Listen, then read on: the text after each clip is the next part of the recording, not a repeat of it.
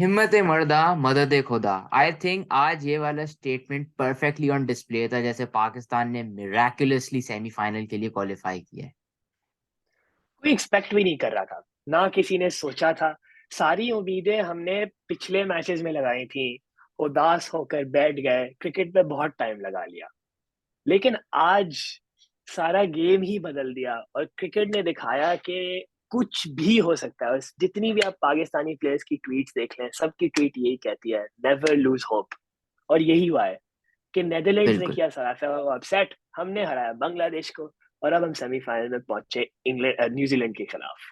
बिल्कुल। I think जिस तरह की वाइब्स थी पिछले कोई 12-13 घंटे में अनबिलीवेबल रही हैं as a Pakistani fan, because एक पॉइंट था जब बिल्कुल आप बिल्कुल दिन में आए थे बिलीविंग के कुछ नहीं हो सकता, और जैसे ही नेदरलैंड ने साउथ अफ्रीका को हराया तो मेरे ख्याल से एक जुनून सा पैदा हो गया था सब में कि हाँ अब सेमीफाइनल्स होते हुए दिख रहे हैं। बिल्कुल। और उसके बाद पाकिस्तान ने क्वालिफाई भी किया। पहले हम मैच की डिस्कशन पे आ जाते हैं स्टैंडर्ड। तो क्रूशल मैच था, must win, almost quarter final ही था दोनों टीम्स के लिए, वही और पाकिस्तान ने आई ऐसी पिच पे वही हार के पहले बॉलिंग करनी थी।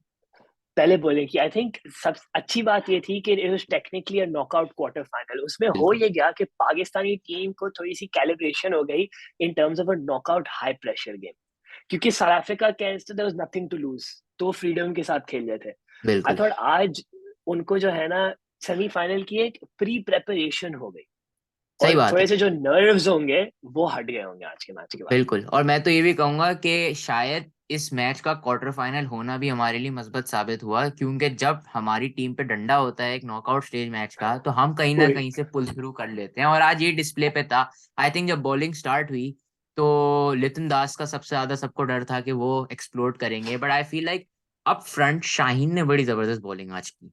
अप फ्रंट की, I think I agree. I think Shaheen coming back to form, 4 विकेटें ली, अच्छी स्टार्ट अच्छा किया, एंड भी अच्छा किया। उसने क्या ट्रू। रिवर्स स्विंग यॉर्कर भी मारी थी मुसद्दिक को। लेकिन आई बिल्कुल। स्टिल थॉट उसकी पहली 2 बॉल्स वर 130, ही स्टिल हाँ नॉट नहीं, फुल फ्लो। ट्रू, फुल मैंने फ्लो नहीं। गिनी। Shaheen bowled 3 balls over 140, 140, 141 and 141, उसमें से 141 की एक विकेट टेकिंग बॉल थी उनकी, और वही बात है, आई थिंक ओके। शाइन ने बात रियलाइज कर ली है कि अभी उनकी बॉडी 140 से ऊपर नहीं करा पा रही बॉल, तो उन्होंने अपनी लाइन और लेंथ फिक्स करके उसी को यूटिलाइज कर रहे हैं with much more better accuracy, जो कि काफी उनके लिए अच्छा रहा है। वही, बट ये तो बॉक्स चेक हो गया, शाहीन शाह अफरीदी फायरिंग। बाकी आई थॉट शादाब का स्पेल, आई थिंक की यही है when Shadab controls in the middle. नहीं, आई थिंक उनके हाँ, ओवर बहुत क्रिटिकल होता है। शादाब ने तो एक तरह से इनिंग को कंट्रोल करने के साथ साथ डिक्टेट करना स्टार्ट कर दिया कि मिडिल ओवर्स में होगा बिल्कुल क्या, और वो एग्जैक्टली। पाकिस्तान के लिए की turning point. And I think like जितने लोगों ने बात बोली कि बाबर आजम की कैप्टनसी ये और वो, आज जब बांग्लादेश के 3 left hander back to back आ रहे थे तो उन्होंने उनसे इफ्तिखार से बॉलिंग कराई, और इफ्तिखार ने सही पॉइंट पे उनको अच्छे ओवर बहुत अच्छी डाल के बॉलिंग दिए। कराई। और इसीलिए नवाज को नहीं कराया, नवाज को इसलिए नहीं कराया क्योंकि Nawaz spins it in and it would be easier for the left handers to hit. तो इसलिए इफ्तिखार को कराया, और इफ्तिखार ने बिल्कुल। अच्छी बॉलिंग कराई। बट आई थिंक शादाब का, I don't think he was at his best today, but I think true. He is the key going ahead.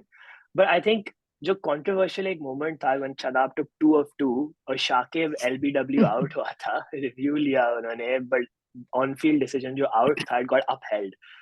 Controversy ये थी कि क्या इनसाइड एज लगा था या नहीं लगा था। आपका क्या ख्याल है? मतलब I have to ask this question. हाँ ट्रू, आई मीन मैं तो अभी भी हूँ कि एज था, मतलब मैं समझ नहीं पाया कि वो एज कैसे नहीं दिखा, या क्योंकि अगर आप देखें तो आई फील लाइक बैट का ग्राउंड से कांटेक्ट हाँ, बाद में नहीं था, था, पहले था, नहीं और था। उसके बाद जब बॉल करीब आई तो डिफ्लेक्शन भी दिखती है आपको। बट चलें, वही I one of thought those days. वही I thought it was such के जो स्पाइक थी वो थोड़ी सी बॉल का एक फ्रेम पहले आई थी, और जब बिल्कुल। बॉल पास हुई थी तो स्पाइक गायब थी, और वो जो बीच का फ्रेम होता है ना वो शायद थोड़ा सा गायब था। तो आई थॉट इसलिए शायद थर्ड अंपायर ने कहा कि क्योंकि ऑन फील्ड आउट है और कंक्लूसिव नहीं है।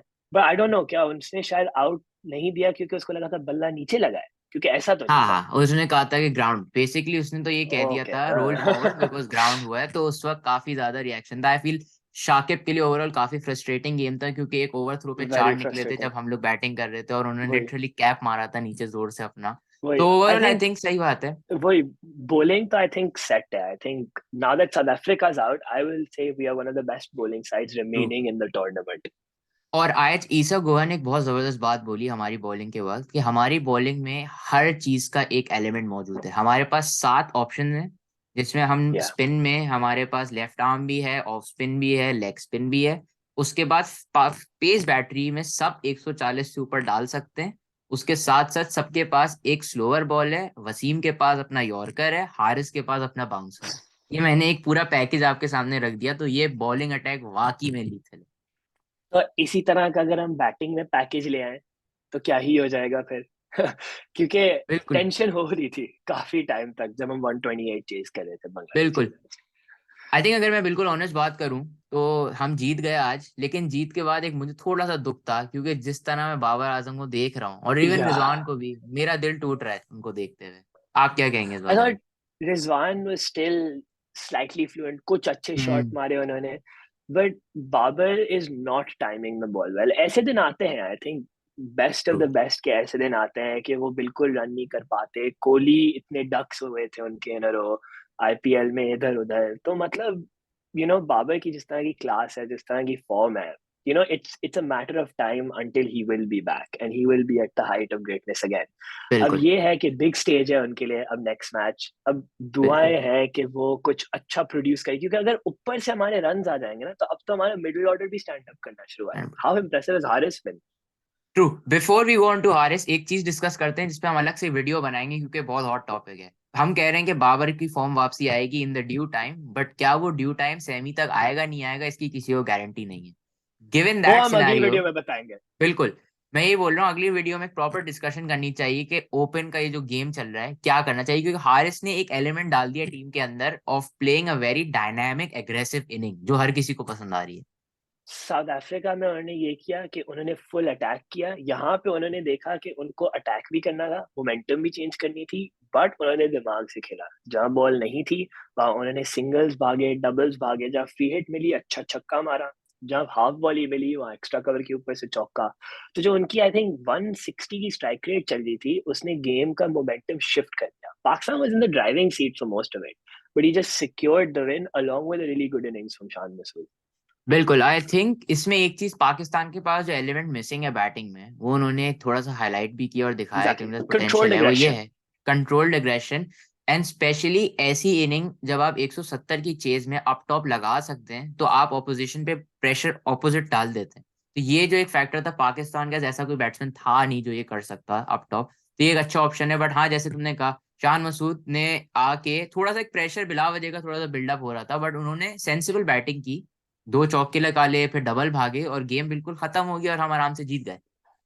बिकॉज जिम्बाब्वे के बाद आई थिंक थोड़े से नर्व्स थे, थोड़ा सा फ्लैशबैक्स आ रहे होंगे टीम को कि हम 130 वहां नहीं चेस कर पाए थे, बट इट विल काम द नर्व्स कि ये गेम लास्ट ओवर तक नहीं गया, हमने पहले चेस कर लिया। और आई थिंक सेमीफाइनल में जाते हुए उम्मीदें और दुआएं तो बहुत हैं, उसके बारे में तो हम बाद में बात करेंगे, but I think overall a good performance from team Pakistan, और बड़े कॉन्फिडेंटली अब जा रहे होंगे and other teams will be scared. बिल्कुल। मैं तो ये समझता हूँ कि आज पाकिस्तान ने कई एक्स क्रिकेटर्स के मुंह बंद किए हैं। टीवी चैनल पे जो जो बैठे हुए हैं लाइन से, आज मेरे ख्याल से काफी मुंह भी बंद हुए हैं, और काफी लोगों ने ट्विटर पे फाइनली आके कुछ पॉजिटिव लिखा है।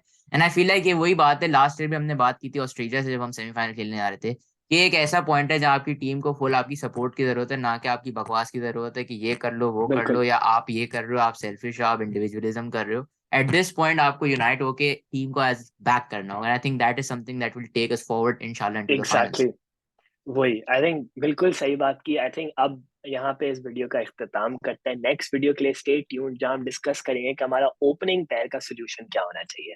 अगर आपको ये वीडियो अच्छी लगी तो please like, follow and subscribe cricket with arcs.